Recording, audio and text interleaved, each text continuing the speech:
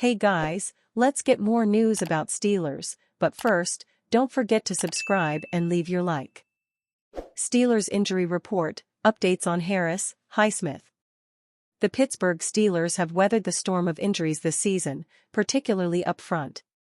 Between guard Isaac Seumalo missing the first 4 weeks of the season to rookie right tackle Troy Fautanu watching his season end early, they haven't had the best of luck, especially up front.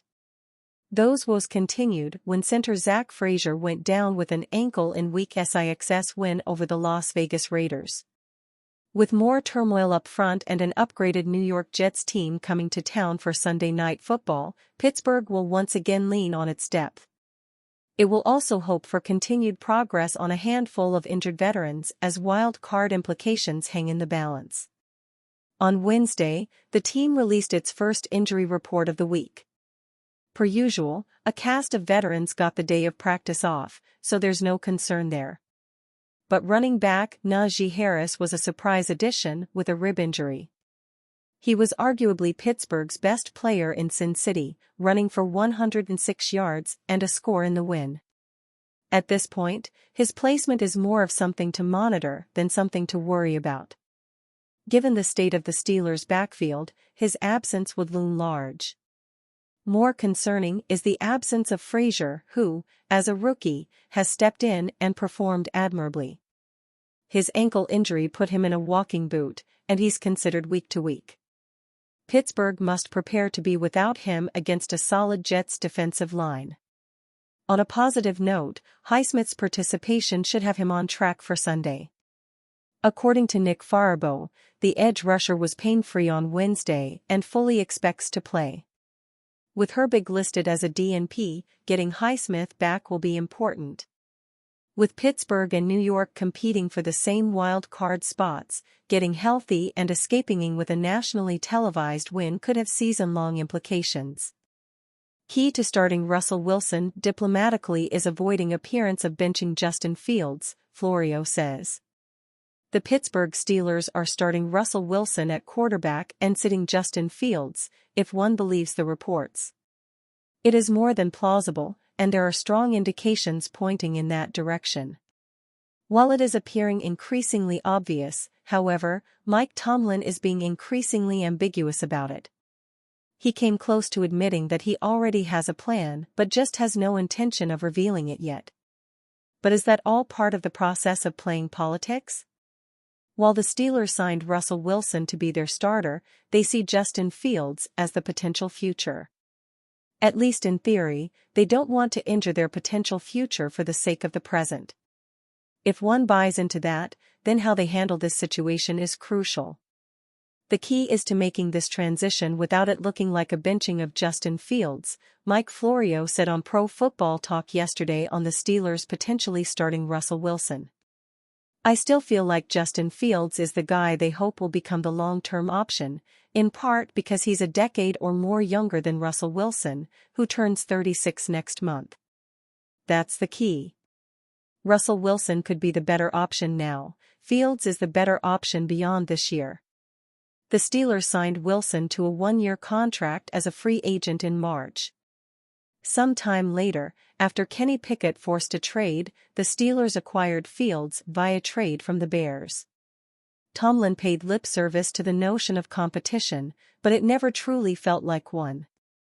Russell Wilson's calf injury gave Justin Fields plenty of time to run around Chuck Noll Field, but ultimately, all Wilson had to show was one drive in the final preseason game. That one element alone strongly indicated that any competition there may have been was far from open. And the Steelers never claimed Justin Fields was their starter throughout this entire process. In that sense, the Steelers are not actually benching him. They are simply getting their starter back healthy and having him available to play for the first time. For better or worse, the Steelers decided in March that Russell Wilson gives them the best chance to win a Super Bowl this year. It doesn't appear anything that has happened since then has changed their mind. Justin Fields has them out to a 4-2 start, but recent weeks have exposed some concerning flaws while reinforcing others. As far as the future goes, neither is the clear answer, or even an answer. There's a chance both are both this year, there's a chance one or the other.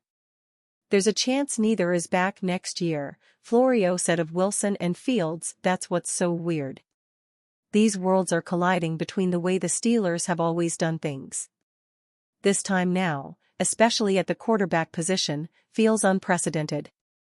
All Mike Tomlin and the Steelers are trying to do is field the best team they can for 2024. If that means bruising Justin Fields' ego, despite harboring hopes of a long-term future, they will do that. Because one thing that is always worth nearly any price is a Lombardi trophy. They are that hard to win, even for an organization with 6 of them. Steelers urged to target former top 10 WR before trade deadline. Former All-Pro Davante Adams will not land with the Pittsburgh Steelers. But the possibility of ex-top 10 draft pick Mike Williams coming to the Steelers appears to have opened. Fox Sports NFL insider Jordan Schultz reported the New York Jets plan to place Williams on the trade block after acquiring Adams on October 15. SI on Steelers Noah Strackbein then immediately connected Williams to the Steelers.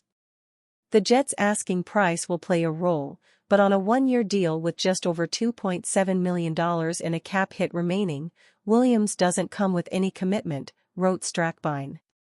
For a team in need of a wide receiver to work alongside George Pickens and help both Russell Wilson and Justin Fields, Williams could be the next name to monitor as Pittsburgh tries to add depth before the November 5 deadline.